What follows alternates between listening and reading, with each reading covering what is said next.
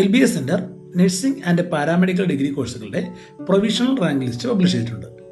Provisional rank list മാത്രമാണ് ഇതുവരെ publish ആയിട്ടുള്ളത്. ഫൈനൽ റാങ്ക് ലിസ്റ്റ് പബ്ലിഷ് ചെയ്തതിന് ശേഷം മാത്രമേ college and course option registration തുടങ്ങുകയുള്ളൂ. അതുപോലെ തന്നെ ഫൈനൽ ഇൻഡെക്സ് മാർക്കും പബ്ലിഷ് ആയിട്ടുണ്ട്. ഫൈനൽ ഇൻഡെക്സ് മാർക്ക് പബ്ലിഷ് ആയതുകൊണ്ട് തന്നെ നമുക്കിപ്പോൾ വന്നിരിക്കുന്ന പ്രൊവിഷണൽ റാങ്ക് ലിസ്റ്റിൽ നിന്നും വലിയ രീതിയിലുള്ള മാറ്റങ്ങളൊന്നും ഫൈനൽ റാങ്ക് ലിസ്റ്റ് വരുവാൻ ചാൻസ് ഇല്ല. ഒരു 95% പ്രൊവിഷണൽ റാങ്ക് ലിസ്റ്റിൽ എങ്ങനെയോ അതുപോലെ തന്നെ ആയിരിക്കും ഫൈനൽ റാങ്ക് ലിസ്റ്റ് വരുന്നത്. ഫൈനൽ റാങ്ക് ലിസ്റ്റ് വന്നു കഴിഞ്ഞാൽ അടുത്ത ഘട്ടം എന്ന് പറയുന്നത് കോളേജ് ആൻഡ് കോഴ്സ് രജിസ്ട്രേഷനാണ്.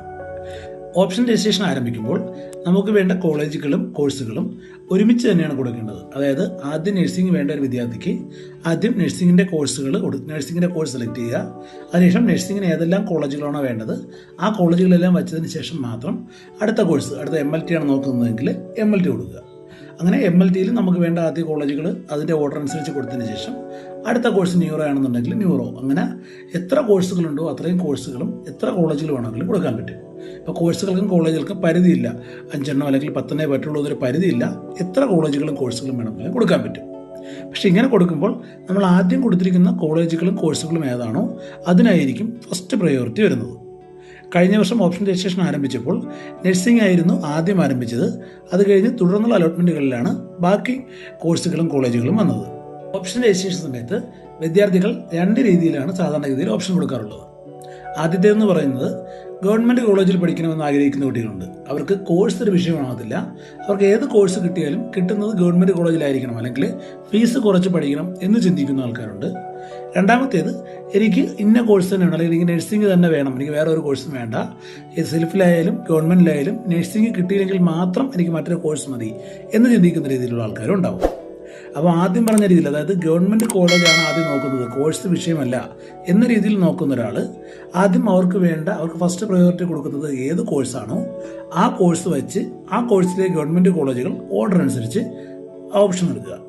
അതിനുശേഷം സെക്കൻഡ് ഓപ്ഷനായിട്ട് അവർ അടുത്ത ഏത് കോഴ്സാണോ നോക്കുന്നത് അതിൻ്റെ ഗവൺമെൻറ് കോളേജുകൾ കൊടുക്കുക.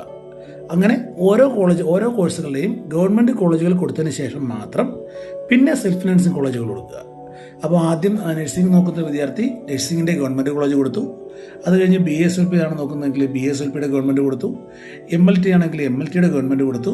അങ്ങനെ എല്ലാ ഗവൺമെൻറ് കോളേജുകളും കൊടുത്തതിന് ശേഷം നഴ്സിംഗ് ആണ് നമ്മൾ മെയിൻ നോക്കുന്നുണ്ടെങ്കിൽ നഴ്സിംഗിൻ്റെ സെൽഫ് ഫിനാൻസിങ് കോളേജുകൾ എന്ന രീതിയിൽ കൊടുക്കുക. അതല്ല, നഴ്സിംഗ് എന്ന കോഴ്സാണ് മെയിനായി നോക്കുന്നത് എന്നൊരാൾ ആദ്യം നഴ്സിംഗിൻ്റെ ഗവൺമെൻറ് കോളേജുകളെല്ലാം ഓർഡർ അനുസരിച്ച് കൊടുക്കുക. അതിനുശേഷം നഴ്സിംഗിൻ്റെ സെൽഫ് ഫിനാൻസിങ് കോളേജുകൾ ഓർഡർ അനുസരിച്ച് കൊടുക്കുക. അത് കഴിഞ്ഞ് അടുത്ത കോഴ്സിൻ്റെ ഇപ്പോൾ MLT ആണെന്നുണ്ടെങ്കിൽ ആ MLTയുടെ ഗവൺമെൻറ് കോളേജുകൾ കൊടുക്കുക. അതിനുശേഷം MLTയുടെ സെൽഫ് ഫിനാൻസിങ് കോളേജ് കൊടുക്കുക. ഈ രീതിയിൽ വേണമെങ്കിലും കൊടുക്കാം. പക്ഷെ ഇങ്ങനെ കൊടുക്കുമ്പോഴുള്ള ഒരു അപാകത എന്ന് പറയുന്നത്, നഴ്സിംഗിൻ്റെ ഗവൺമെൻറ് കോളേജ് കഴിഞ്ഞാൽ അടുത്തത് നഴ്സിംഗിൻ്റെ സെൽഫ് ഫിനാൻസിങ് കോളേജിന് ഓപ്ഷനിൽ കിടക്കുന്നത്.